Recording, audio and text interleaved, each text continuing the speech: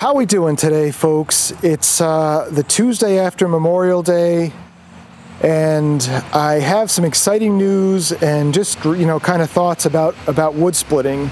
And I guess we'll start with the exciting news. So the exciting news is the wood fairy came about 2 weeks ago. I got what I'm going to say was probably 5 truckloads. Truckload really varies depending on the size of the truck. But we'll just say I got 5 loads of wood from the wood fairy. So this is where we are with the wood pile. And if you're watching this on a smartphone, these logs are big. Even though your screen is small, these logs are big. This is a red oak tree that was taken down.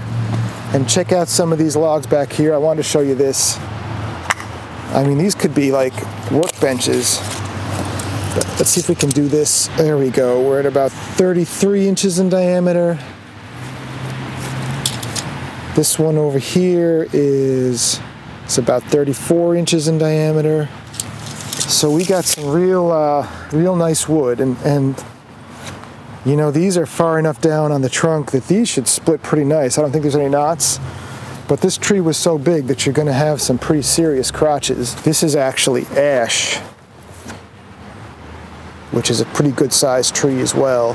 And then there's a little bit of, looks like red maple, and then some white birch as well. It's covered, that white birch is covered in ivy. I'd almost want to scrape off the ivy and mill some wood from that white birch just to see how that goes. There was a cable in this tree, so I got to remember I found 2 spots where there were cables. Of course, there'd be 2 spots. I was a little bit overwhelmed when the wood was first delivered, and I was a little frustrated because these are big pieces and they're going to take some work. But the more I thought about it, I am happiest. Am I happiest? I think I am. We're going to get a little philosophical here. I know if I don't rush, if I don't push myself, I can just come out and, cut a tank or 2 at a time, work my way through, and it's just my spot where I feel calm. And it also keeps my body in shape. We've started doing landscaping work, but I had about a month there where I stopped splitting wood, and, I noticed my body got a little bit softer, and I was so busy kind of doing designs and work on office stuff that I didn't get out and split wood, and I really need to remember to do some wood splitting and things I enjoy. And then over here, this is that piece of white oak we cut. Again, maybe 2 weeks ago I got out and I just started splitting a little bit of it just because I wanted to get out and just enjoy the wood.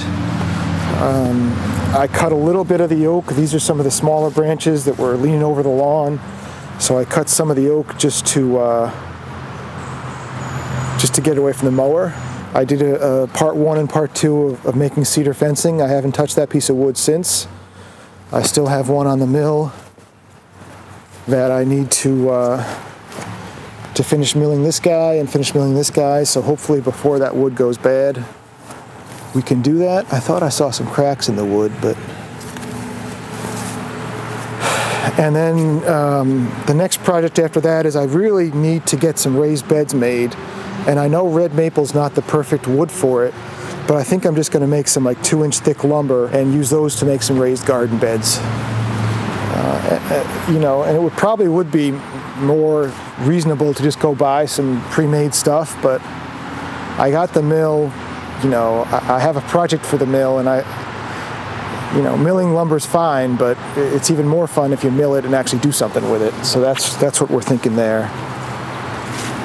And then, this is where most of my videos started last year, where I had a pile of more seasoned wood, and then I had the pile of wood for next year.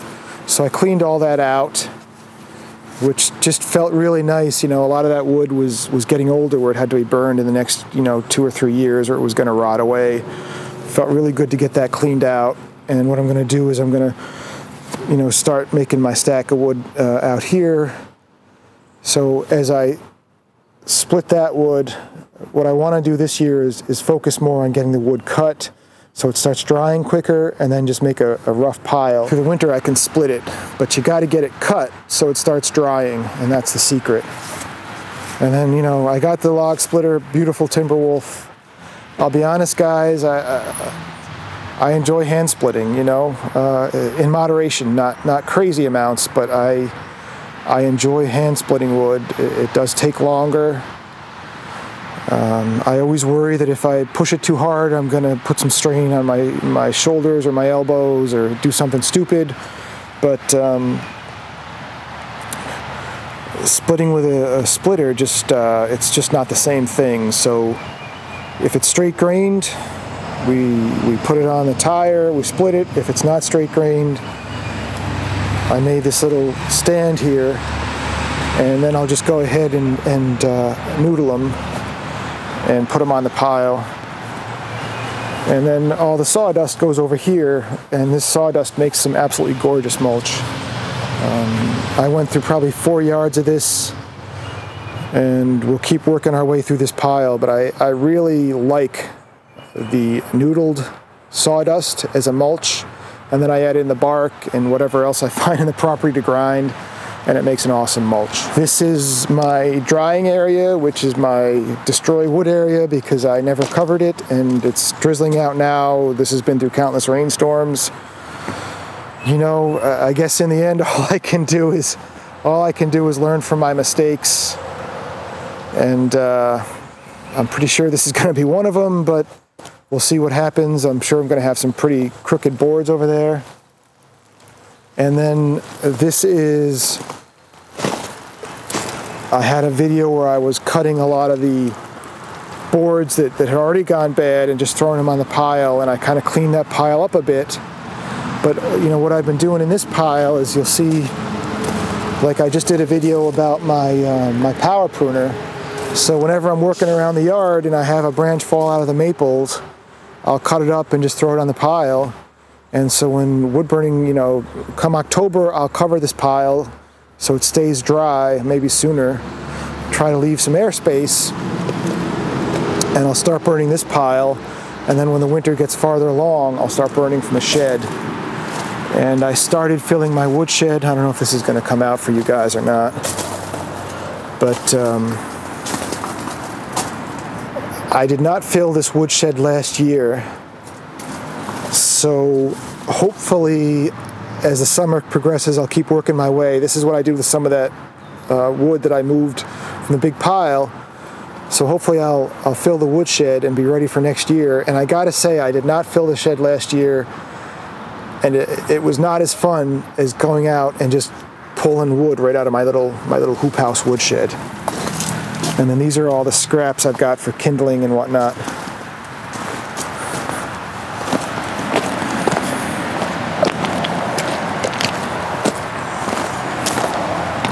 There we go. So we did a little bit better on the front there, but there's our hose housing inside the shed. And I think I do need to replace the tarp on this guy. It's hanging in there, but I think it's been 1.5 years or so. And somebody said that, you know, the tarps you get locally aren't going to do it. The sun's going to just destroy them, and it does. So I can either replace them, or I did find a place online where you can buy, you know, heavier duty tarps cut to the size you need. And I think if I just, you know, measure the width of this tarp, measure the length of the hoop house, add on maybe 1 foot, I'll have enough that I can work with, where I can just have one tarp, get something heavier duty, hopefully that's sunlight resistant, to keep that dry, because it's so nice to have a covered wood pile in the winter.